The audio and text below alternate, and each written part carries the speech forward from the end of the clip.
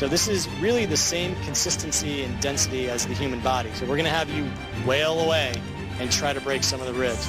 I wish it would talk crap or something so I could get angry at it.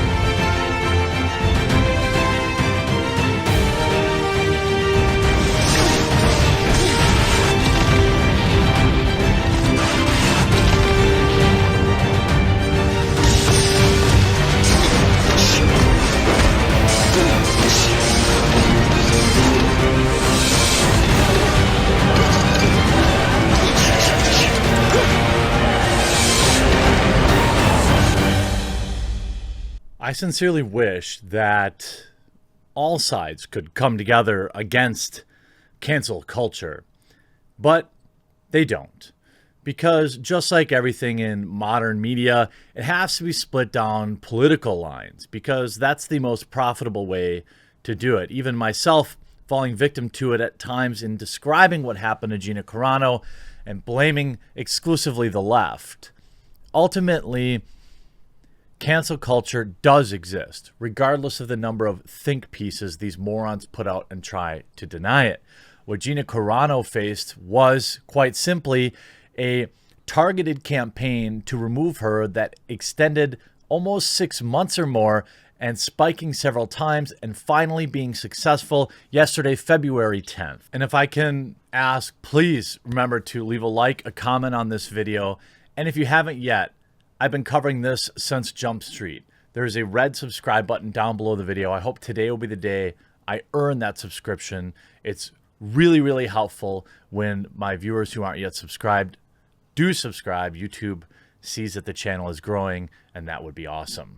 Those celebrating her removal are the same that cried on Twitter all day long when James Gunn was removed from his position for making unsavory jokes. Nobody wins with cancel culture except those that are in power. Right now, there's one side of the political spectrum that has slightly more power. That is, of course, the left, which is why you see Gina Carano being fired for making a totally reasonable point. Perhaps it is a risky thing to use. Obviously, the happenings, the examples that she used are dangerous, but her point was correct. And the people that support this cancel culture, which is not everybody on the left, by the way, to be clear, they twist and they turn and they remold the things that she said to fit their narrative. The narrative on Twitter is simply that, well, Gina Carano likened her receiving mean words on the internet to being somebody from WW2. Or Gina Carano says all Republicans are like those that suffered during WW2. In fact, Angry Joe made the same idiotic point. The fact of the matter is these people are willfully ignorant. They didn't read her comment. At no point in her post does she talk about herself or Republicans. She talks about how the othering of other humans ushers in being able to treat them in an absolutely terrible way and justify it, even feel good about it. The point that Gina Carano made was that those that suffered in Germany were for a long time subjected to consistent propaganda that made their neighbors and others hate them. It made their neighbors and others not want to stand up for them. It made their neighbors and others persecute them. It made the acts that happened much easier. People think the events that everybody was just herded up overnight. That's just not how it worked.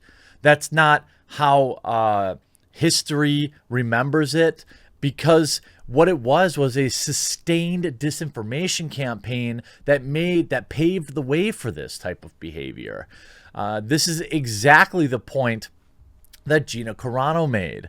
But because People already didn't like her. It made it extraordinarily easy to just ignore what she actually said and say, "Mo Republicans, signed the same idiots that called Trump a fascist, even though he got voted out of office and left, or that they call everyone they disagree with online one of the baddies from WW2. The double standard is hilarious. As you see on the right, Gina Carano's post using those events to make a political point. To the left, Pedro Pascal doing the exact same thing, using a picture of camps from 1944 and then a picture of kids in cages. By the way, this picture is not actually from America. I'm sure people didn't want to bother looking into that, but one can only assume that Pedro Pascal has some sort of force field around him because they did exactly the same thing. In fact, Pedro Pascal, you can see here, as pointed out, my favorite part about Pedro Pascal's meme with the kids in cages is that it's a picture from 2010. Here it is being posted on Twitter by someone claiming it's Palestinian kids in Israel. Lol, it's from 2010 and it isn't even a cage. They're just hanging out at a soup kitchen. Again, nobody cares that Pedro Pascal literally posted fake news, but because he is of the privileged class, he is of the correct mind. Make no mistake about it, okay? Gina Carano's firing was political in motivation and in execution. It was done by a company happy to film across the street from literal camps of Uyghur Muslims in China. This was done by a company happy to shrink John Boyega's image on a poster so they could make more money in China because they knew that the Chinese are racist. This is all fine in the name of money. But once you go against the grain politically, okay, once you go against the grain, against the mainstream narrative, you become a liability. And the sad fact is, these morons on Twitter celebrating this, these people might have a Disney Plus subscription that their parents pay for. They weren't the ones buying the merch. They weren't the ones buying the high-end products. They weren't the ones going to Star Wars Day. They weren't the ones spending the real dough to support Lucasfilm. They aren't the ones flying down to Florida to go to Galaxy's Edge or California. And this will have a very real negative impact if those involved can have the strength of their convictions. Stop giving money to people who hate you. Just stop. And don't let these pro-cancel culture losers gaslight you into thinking that you're overreacting. It's quite simply this. I paid for a service for a product that I liked. You changed that product by removing Cara Dune. I no longer want your service. This isn't the same thing. I had scores of double-digit IQ morons last night comparing canceling a Disney Plus subscription to cancel culture. It's nowhere near the same thing. I paid for Disney Plus because I liked The Mandalorian. I will no longer watch The Mandalorian, so in what planet would I continue to pay for Disney Plus? I should have canceled it a long time ago, but I justified it to myself by needing to stay up on, the cultural topics for this channel. But that's it. And there are so many people in the hashtag cancel Disney Plus trend. I want to see you post the receipts. I want you to cancel it. Look, cancel it for a couple of months. I guarantee you'll find something else to do. In fact, odds are you'll find something else better to do. Watching TV is a way of controlling people. It's a way of passing propaganda. It's no good. We as Americans watch way too much TV. We sit around, we get fat, we don't talk to our husbands or wives or kids that are sitting on the couch next to us while we all sit in front of the idiot box. Canceling Disney Plus is not an overreaction, and don't let anyone tell you that it is. Gina Carano has essentially been completely blacklisted now, being fired by Lucasfilm, smeared by Lucasfilm, and on top of that, being dropped by her agent. And perhaps most heartbreakingly, it is now claimed that Disney, in fact, did have a dedicated show. According to sources, Lucasfilm planned to unveil Carano as the star of her own Disney Plus series during the December Investors Day presentation, but scrapped those plans following her November tweets.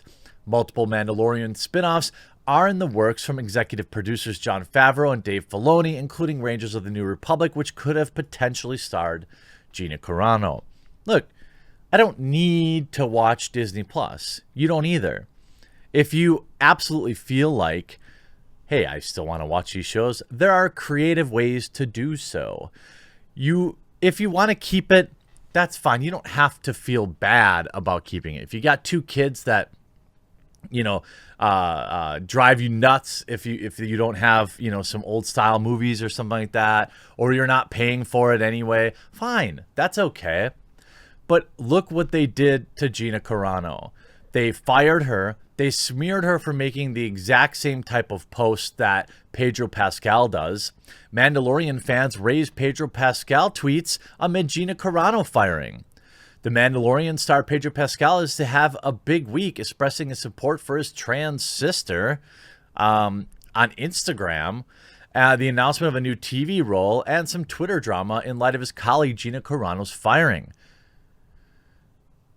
Some conservatives found this decision hypocritical, as Pascal, who is 45, received no apparent consequences for his comparison of Donald Trump supporters to the bad guys from WW2 in a November post, of course, which he subsequently deleted. Pedro Pascal, who plays a Mandalorian on Disney Plus, was not fired for this post on Instagram comparing Trump supporters to the bad guys from WW2 and Confederates, tweeted one critic. Again, on top of that, he made the same type of comparison, standing on those that died during these events.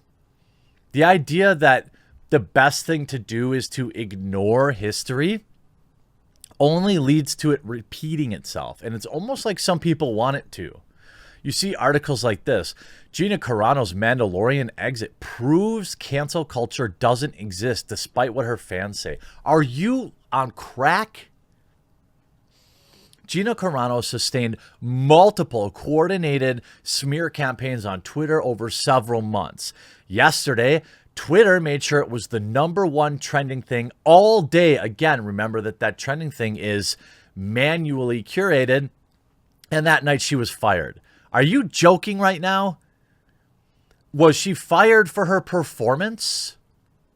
Were these far lefties canceling their Disney Plus subscriptions? No. They were whining on Twitter and not spending any money. Now, today, the people that actually spend money on Star Wars products are canceling their subscriptions, rightfully so. And I hope you post this video under the hashtag Cancel Disney Plus, and you post your subscription. Hey, take a few months off. You're not missing much right now anyway. You can catch up on WandaVision in August. And then I bet you by the time summer rolls around here in the US, you're going to realize that you were probably watching too much TV anyway. And it's better at least to maybe not give your money to people who openly hate you and will openly persecute people that might think like you. I hope you enjoyed this video. I hope you shared this video, and we'll talk to you again real soon.